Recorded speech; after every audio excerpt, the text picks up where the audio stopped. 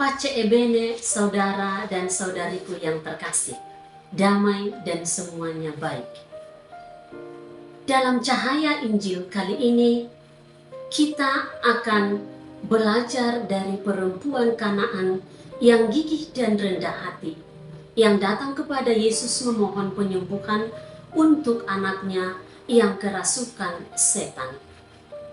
Kita akan bermenung bersama melalui kutipan Injil Matius bab 15 ayat 21 sampai 28. Injil ini mengisahkan perjumpaan Yesus dengan seorang perempuan Kanaan yang memohonkan penyembuhan untuk anak perempuannya.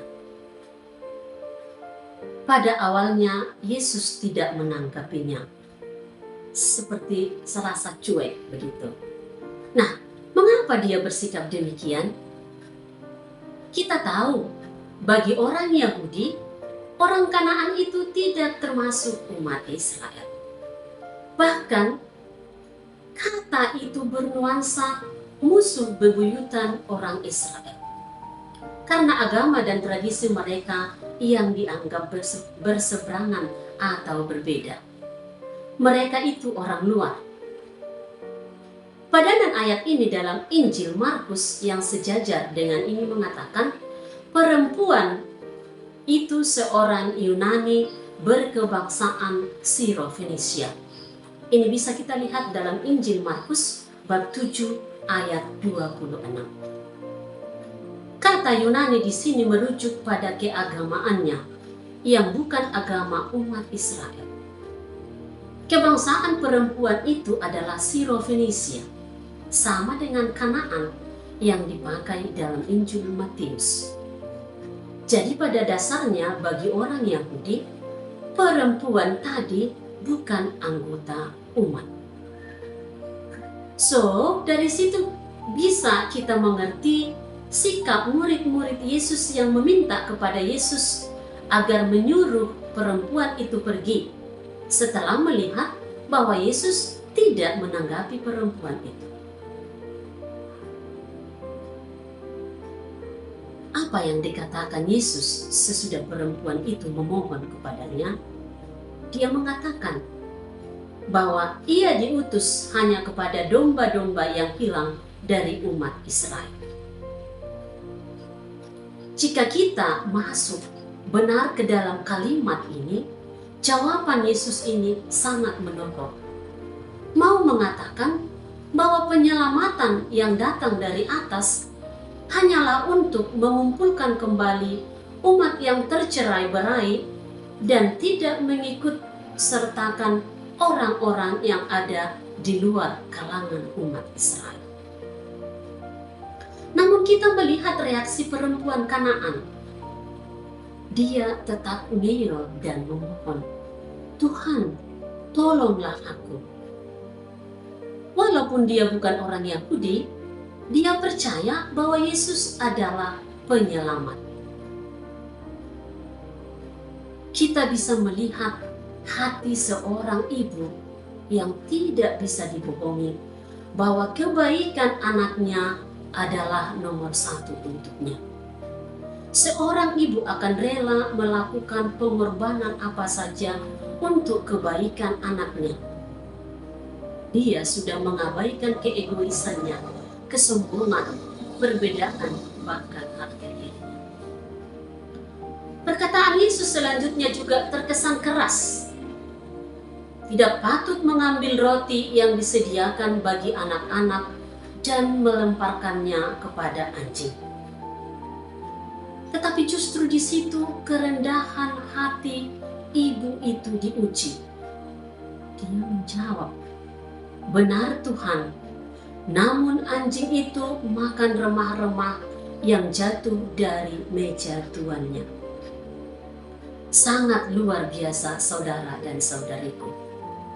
Perkataan sang perempuan tadi amat merendah dan mengharukan, sekaligus mengungkapkan keyakinannya, kepercayaannya bahwa ia mau dan dapat ikut menerima kebaikan. Menghadapi pernyataan setulus itu, Yesus sendiri pun berubah sikap. Ia kini melihat bahwa penyelamatan yang dibawakannya tidak lagi tertuju hanya kepada mereka yang termasuk umat Israel, melainkan bagi siapa saja yang menyerahkan dirinya sepenuhnya, yang percaya akan penyelamatan itu, percaya akan kebaikan dan rahmat Tuhan. Perubahan amat besar ini terjadi. Untuk rahmat Tuhan tidak ada perbedaan dan batas-batas. Maka Yesus menjawab dan berkata kepadanya, "Hai ibu besar imanmu, jadilah kepadamu seperti yang kau kehendaki."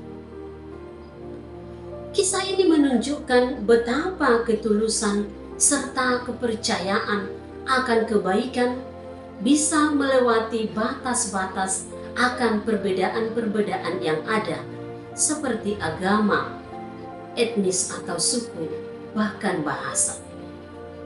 Dalam kisah ini bisa kita lihat jelas, demi suatu kebaikan, Yesus dan perempuan Kanaan itu telah berbuat melampaui batas-batas tradisi, agama, dan suku. Bagi mereka, keselamatan lebih penting daripada tradisi. Mereka sungguh move beyond the limits.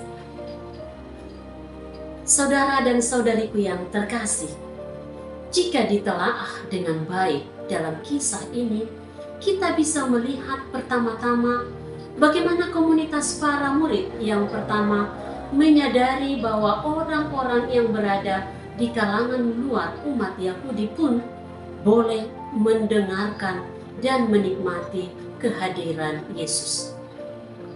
Ini bukan sekadar perkembangan di antara para murid sendiri, melainkan sudah dijalankan oleh Yesus sendiri. Kisah ini juga menunjukkan betapa agama, suku, tradisi tidak menjadi halangan untuk memberikan kebaikan ilahi.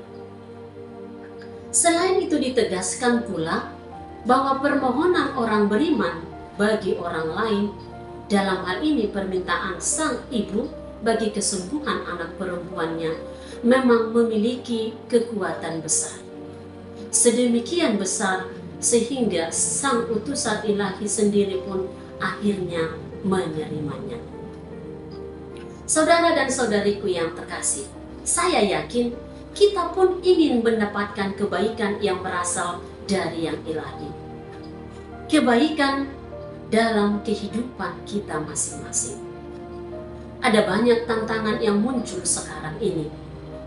Penyakit, tekanan batin, baik itu dari keluarga, dari pekerjaan, dan masyarakat sekitar, serta sikap anak-anak yang sudah mulai sulit dikontrol oleh orang tua.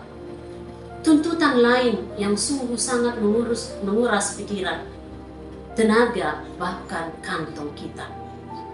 Belum lagi perbedaan-perbedaan yang ada seperti agama, suku, persepsi, yang kadang membuat orang takut bergerak.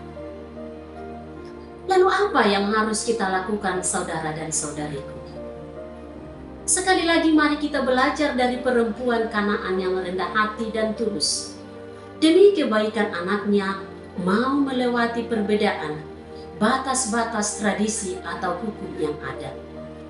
Dia dengan berani menunjukkan kepercayaannya kepada Yesus dan rendah hati memohon kepadanya. Perbedaan tidak menjadi penghalang untuk mendapatkan rahmat, namun bisa menjadi ajang untuk menyatakan bahwa saya dan kita semua bisa memperoleh berkat-Nya. Masih sangat hangat bagi kita kehadiran Bapak Paus Fransiskus di Indonesia. Dari keberagaman yang begitu kompleks, muncul atau lahir kebaikan-kebaikan yang tidak terhitung jumlahnya. Rahmat-rahmat persaudaraan yang saling mendukung muncul di setiap langkah, di setiap seruan, dan di setiap tatapan-tatapan yang indah, yang penuh harapan. Saya terkesan dengan pengalaman anggota organisasi Scholas Ocorrente yang menceritakan pengalamannya kepada Bapak Suci Fransiskus dalam kunjungannya kemarin ke Indonesia. Dalam perbedaan itu mereka menemukan berkat yang melimpah karena mereka mau belajar meretas batas-batas yang ada sehingga dapat saling menerima, saling menghargai, mendukung satu sama lain. Itulah berkat-berkat yang melimpah itu yang bisa diterima oleh kita semua walaupun dalam perbedaan.